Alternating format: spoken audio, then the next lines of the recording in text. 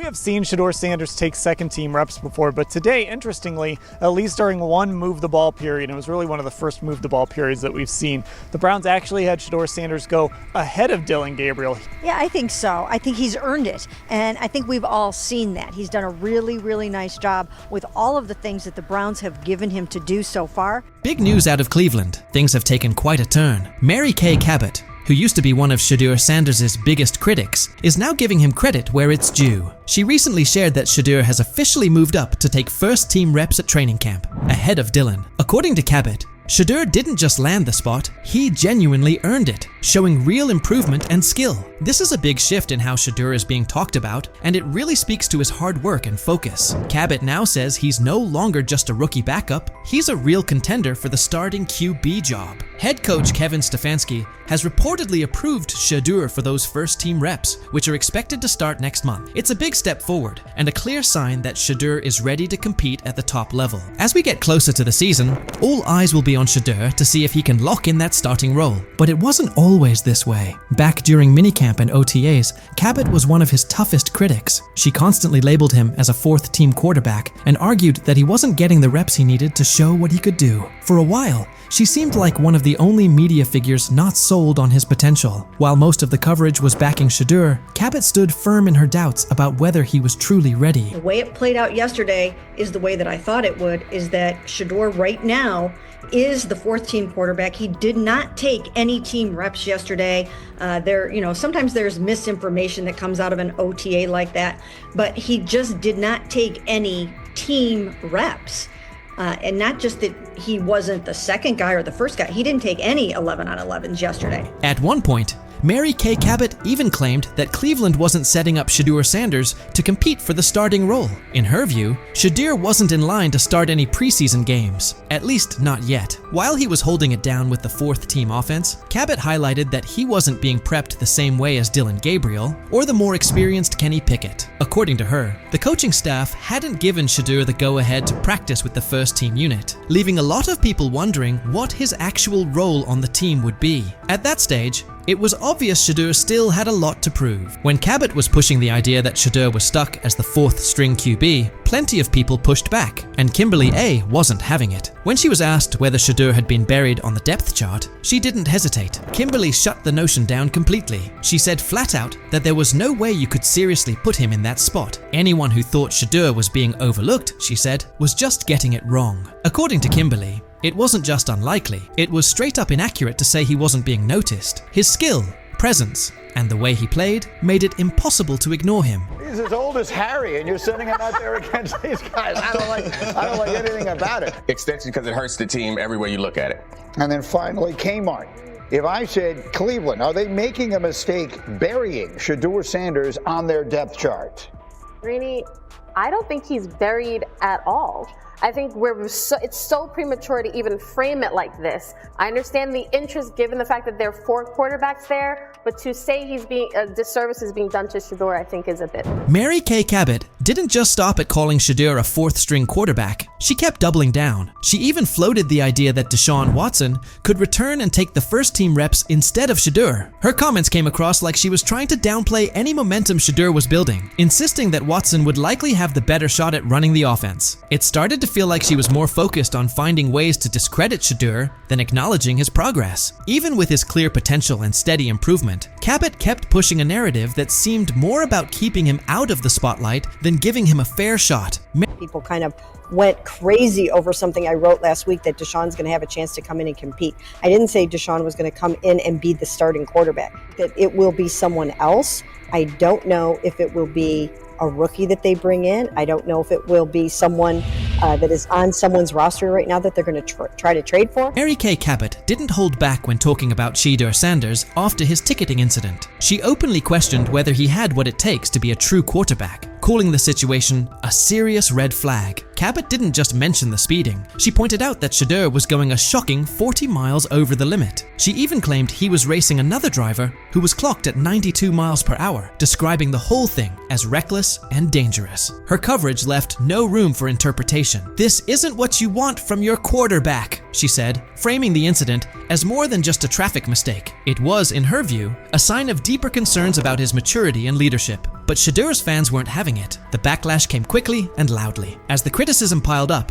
Cabot eventually shut off her comments, clearly seeing that the narrative she'd been pushing was falling apart. She started to realize that sticking to her stance would only hurt her credibility, especially with Shedeur continuing to prove himself. Recognizing that it's okay to change course when the facts do, Cabot finally gave Shedeur his due. She acknowledged his obvious talent and the progress he's made, fully backing him now as a key part of the Browns' quarterback picture. After everything, she had to face the reality. Shedeur Sanders was the real deal. She admitted he had pulled ahead of Dillon Gabriel on the depth chart and was now getting first-team reps. The work Shedeur had put in, the strides he made, and the undeniable skill he showed on the field couldn't be ignored anymore. Cabot came to terms with what had become crystal clear. Shedeur was a serious contender for the starting quarterback job. His moment had arrived. Seen Shedeur Sanders take second-team reps before, but today, interestingly, at least during one move-the-ball period, it was really one of the first move-the-ball periods that we've seen, the Browns actually had Shedeur Sanders go ahead of Dillon Gabriel. Yeah, I think so. I think he's earned it, and I think we've all seen that. He's done a really, really nice job with all of the things that the Browns have given him. Mary Kay Cabot even went so far as to say that Shedeur Sanders had left a strong impression every time he spoke to the media. She pointed out how his poise and maturity during interviews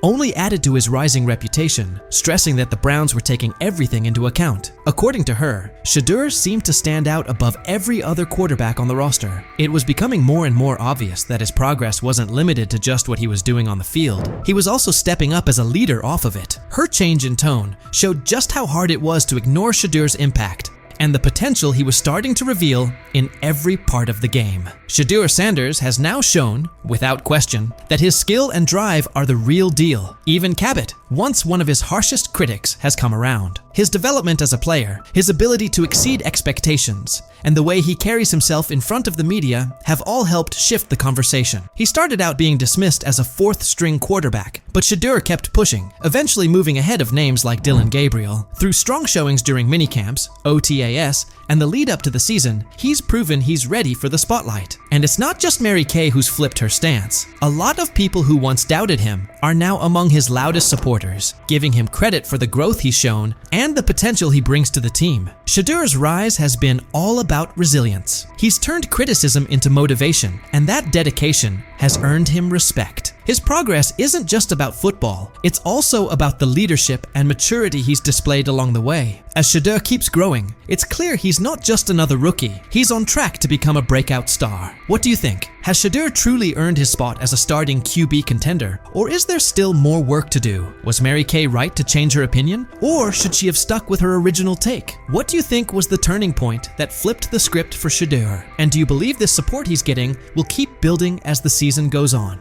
So he says, this is exactly what he says. I'm told the footage of Shedeur Sanders meeting with the Giants is so bad that both the Browns and the Sanders family have threatened legal action if it is What in the NFL is happening right now?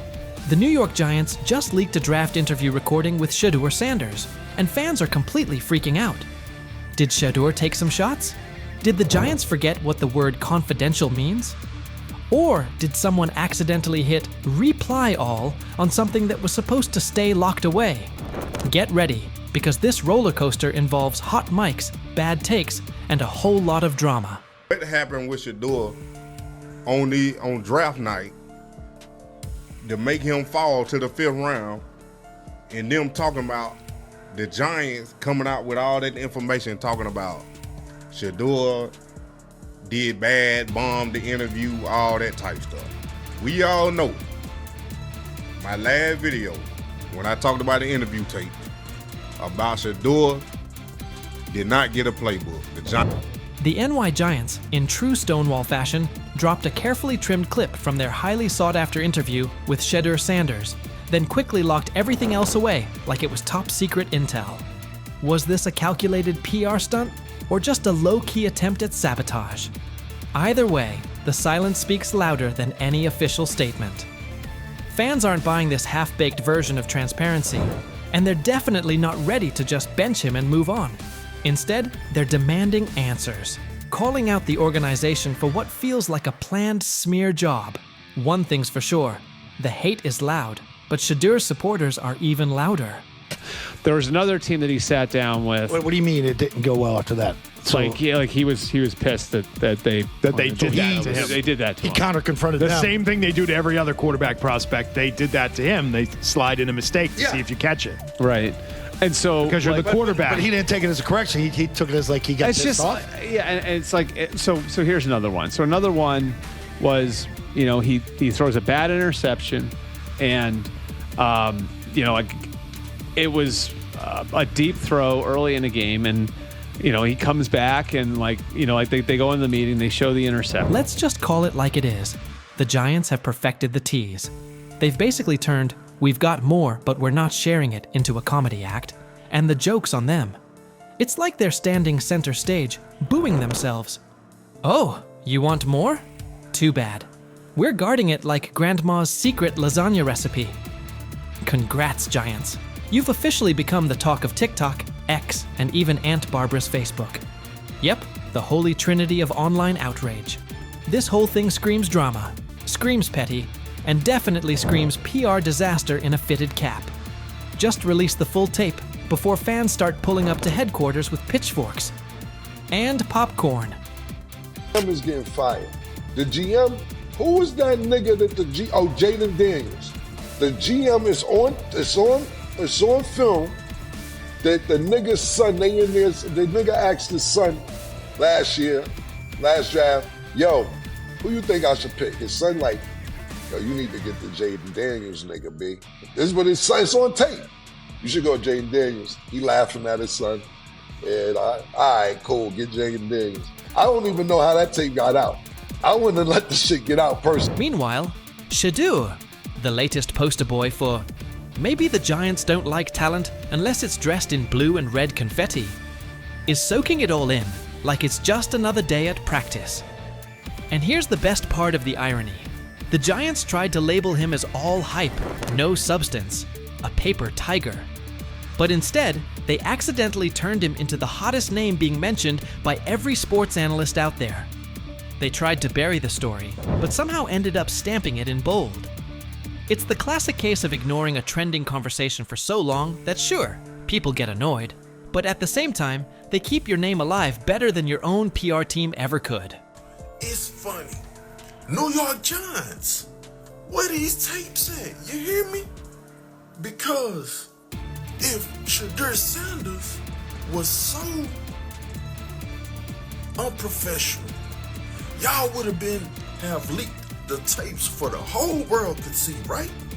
Cause understand, it's a lot of he say, she say.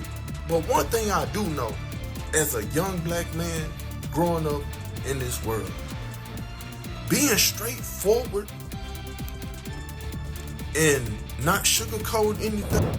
Oh, this narrative is pure gold. Giants PR completely skipped subtlety and went straight to the "we don't like his dad" playbook. A move so awkward, it's like trying to dunk and ending up in a kiddie pool. You can almost picture them brainstorming it. Yeah, we're just not fans of QB families that aren't ours. Because nothing screams professionalism quite like having zero self-awareness. And the fan reactions? Absolutely priceless. That one little clip was all it took to set the internet on fire. Keyboards everywhere started lighting up. People are asking, why hide the good stuff? What are you trying to cover up? If there's really nothing to hide, why not just drop the full thing? And spoiler alert, they weren't whispering. Social media exploded faster than a New York City grill on Memorial Day weekend. Them out. Another moment. What they do during the film and the combine and the meetings is teams will install mistakes intentionally planted in the install, and they want you to catch them. Shedeur didn't, and when a coach called him out, once again, it didn't sit well. It's like, bro, there's not many teams needing quarterbacks, especially since Pittsburgh appears to have a deal with Aaron Rodgers and Tennessee's getting Cam Ward. So you're down to the Giants, who are not in. And that brings us to the next tasty slice of irony. By refusing to release the full interview, the New York Giants probably thought they were hurting Shedeur Sanders' image. But instead, they ended up throwing gasoline on the hype train. Rather than shutting things down, they made him look like the kid who grabbed the last cookie and somehow got blamed for taking the whole jar. Only difference? This kid's got cameras on him 24/7, and he's handling the heat like a seasoned pro. Now, every move he makes is being broken down, every throw studied like it's a presidential debate. Fans are calling it what it is. They've lied on Shedeur. Some say the Giants just don't like his dad. And honestly, that might be true. Maybe this whole thing was just a cheap shot at Deion Sanders by extension. But here's the plot twist. The harder they try to drag him down, the more interesting his story gets. The Giants accidentally turned Shedeur into a walking headline, a controversy in cleats. They tried planting doubt, but all they really did was create buzz. He's no longer just a top draft pick. He's now a symbol of resilience, a narrative goldmine, and living proof that real talent doesn't fold under pressure. It levels up. And at this point, even if the Giants wanted to, there's no turning off the spotlight. Okay, so probably the most fun yet the most difficult thing I cover and we cover all year long is not games. It's the NFL draft. Because I've said this many times, you get lied to for a month to 2 months up to it. And so often during the draft, and every few drafts, there's a guy that really falls, precipitously falls. This year it was Shedeur Sanders, it's been Aaron Rodgers, it's been Dan Marino. Every few years somebody falls a lot. And so, but those stories don't come out until like the fall and after. Let's not overlook the fact that the hate is so strong, you could bottle it up and sell it as radioactive cologne. You can practically watch it leaking out of Giants HQ like toxic sludge straight out of a bad superhero origin story. But here's the twist. Maybe that's their superpower. Maybe the New York Giants really believe they're cooking up some secret formula, a cocktail of manipulation and media spin. But here's the thing. Every bit of shade they throw at Shedeur Sanders only makes his story bigger. Every time they try to box him in as some overhyped diva or question his character, they accidentally hand him another viral moment. And now, he's the underdog hero rising through the smoke. Let's be real. This isn't just about football anymore. This is about narratives, control, and how the establishment absolutely loses it when they're no longer holding the pen. And the real kicker? They still won't release the full interview. You've got NFL fans, media heads, and entire Reddit threads all chanting, "Drop the tape." Like it's some long-lost Beatles album. Meanwhile, the Giants are just sitting there, staring into the void like nobody saw this mess coming. Now, I don't know if it ever gonna get leaked or not. The tapes, the New York Giants have the tape. They definitely have the tape. It's confirmation that they have the tape. Shedeur didn't do nothing. It's what they saying he did. I'm gonna tell you what these mixed reaction right here. So we already know about the New York Giants, but the Pittsburgh Steelers head coach Mike Tomlin reported Miles Sanders' talent, but hesitated to draft him due to previous challenges with quarterbacks like Russell Wilson and Justin Fields, leading to more cautious approach. Las Vegas Raiders. Sanders met with Raiders at the NFL scouting combine and expressed enthusiasm about potentially joining the team. His familiarity with the West Coast offense and quick release was noted positive, though concerns about his ceiling